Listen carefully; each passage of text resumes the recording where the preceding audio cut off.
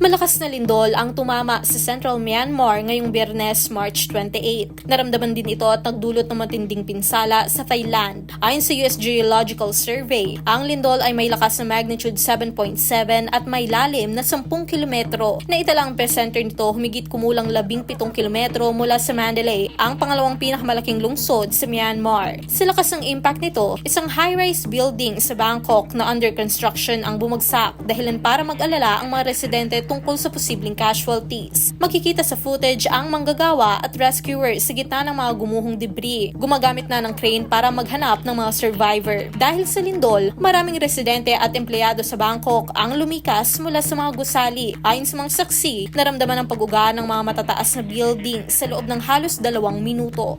I was sleeping on my bed and at first I thought my head was spinning.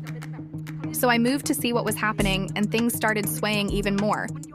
So I quickly ran to my kids and we quickly took cover under the table. But it didn't stop, and it swayed even more than before. I heard things falling down from upstairs like it were stones hitting down on us. I told my kids, we can't stay here and we have to get out of here. So we ran down to get down here.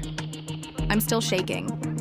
Bukod sa Bangkok, naapektuhan din ng lindol ang iba pang bahagi ng Thailand kabilang ang Chiang Mai. Sa Myanmar naman, inuulat ang pagguho ng ilang gusali sa Mandalay. Bagaman wala pang opisyal na ulat hinggil sa bilang ng mga nasawi o nasugatan. Patuloy ang rescue operations upang matukoy ang lawak ng pinsala at matulungan ang mga naapektuhan. Para sa iba pang content, i-follow lamang ang social media pages ng News 5.